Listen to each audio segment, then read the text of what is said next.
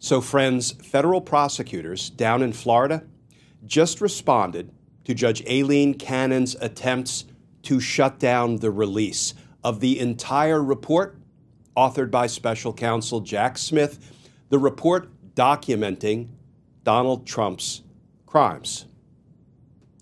Let's talk about that, because justice matters.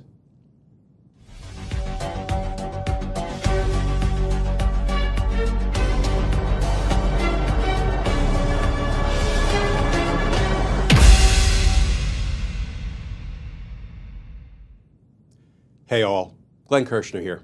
So friends, it was just yesterday that Trump appointed Judge Aileen Cannon ordered Attorney General Merrick Garland not to disclose publicly any of Special Counsel Jack Smith's report regarding the crimes for which Donald Trump was indicted. Not Volume 1, which documents Donald Trump's crimes designed to overturn the results of the 2020 presidential election and unlawfully retain the power of the presidency. Not Volume 2, which documents Donald Trump's unlawful retention of classified documents, his obstruction of justice, and his violation of our nation's espionage laws. Well, now we have the federal prosecutor's position in a new court filing. And we're going to start very briefly with the new reporting, and then we're going to turn right to this new prosecution court filing. This headline from PBS: Justice Department says it will release part of Special Counsel Jack Smith's Trump report.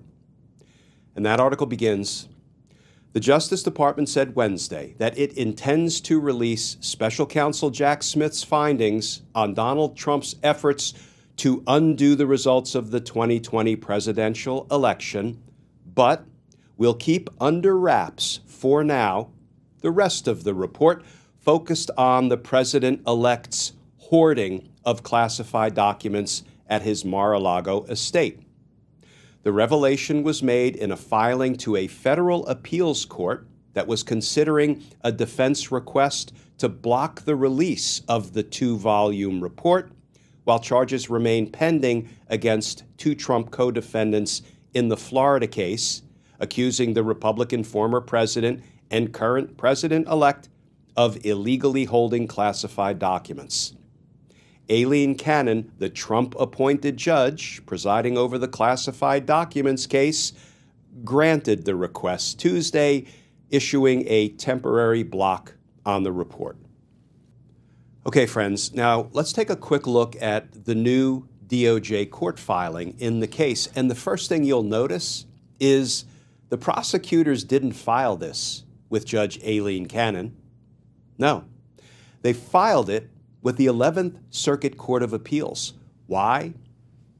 Because Judge Cannon doesn't have jurisdiction in the case. She doesn't have the authority to order Attorney General Merrick Garland to disclose or not disclose anything. The case is on appeal, and she no longer has jurisdiction, but that didn't matter to her. She went ahead and abused her discretion to Donald Trump's benefit yet again, just like she has twice previously, according to the 11th Circuit Court of Appeals. But the prosecutors properly filed their brief, their position on this order with the 11th Circuit Court of Appeals, which does have jurisdiction to act. And so in the United States Court of Appeals for the 11th Circuit, in the case of United States of America, plaintiff-appellant versus Walt, Nauta, and Carlos de Oliveira, defendants-appellees. Now, why are there only two defendants named in the case when Donald Trump was the third indicted defendant? You may recall that Judge Cannon previously did something no other judge, no other court has ever done. She ruled that special counsel's just not a thing. He's not lawfully appointed. Therefore, she dismissed the criminal cases against all three co-defendants, Trump, Nauta, and de Oliveira.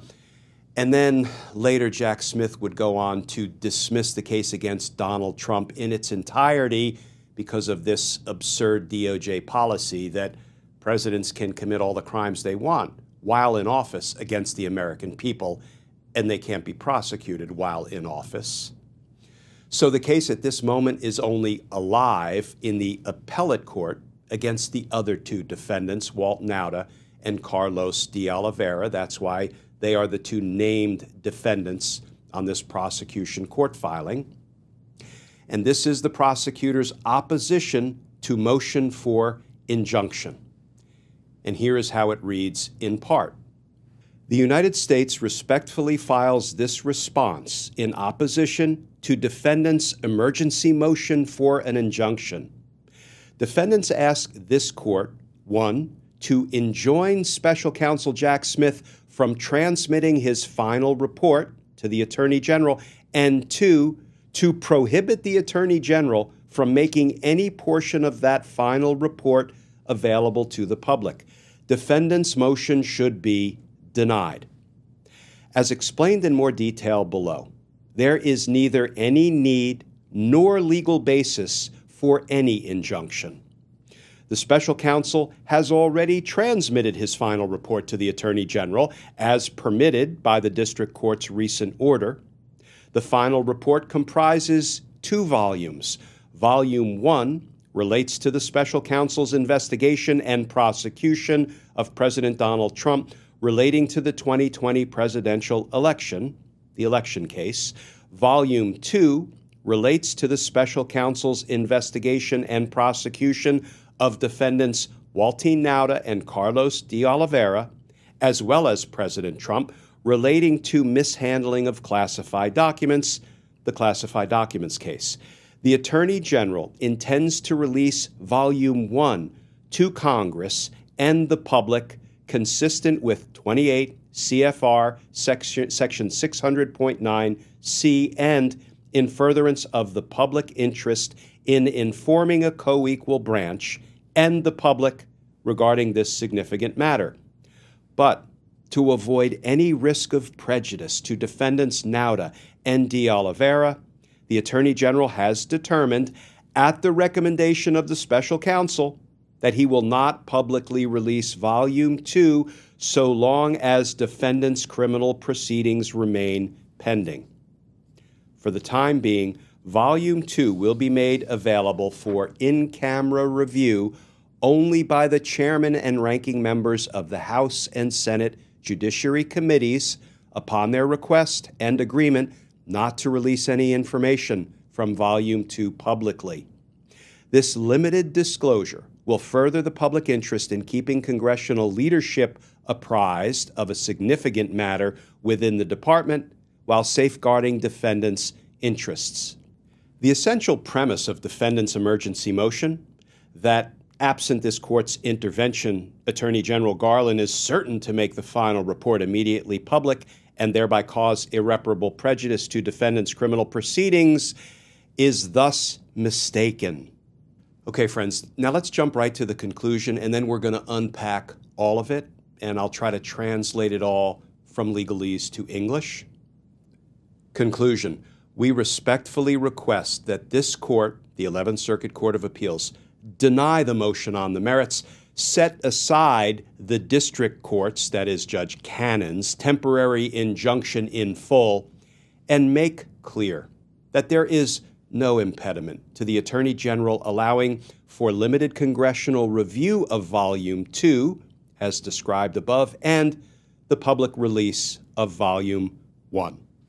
Okay, friends, let's unpack and translate all of that. Now, it's important to keep in mind that Special Counsel Jack Smith's report has 2 separate volumes.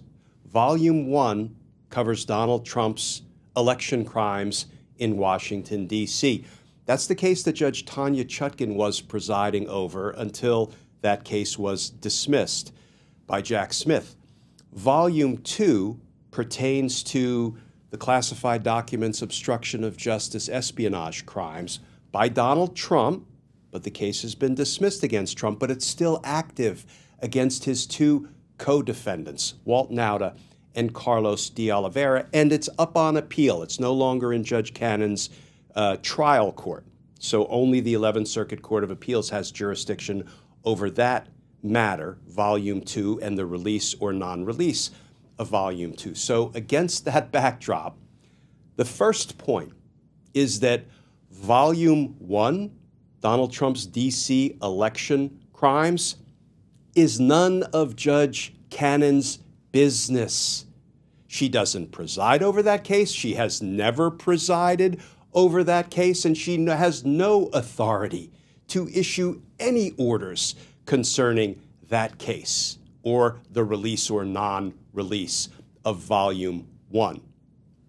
Second point, even Volume 2 is no longer Judge Cannon's concern.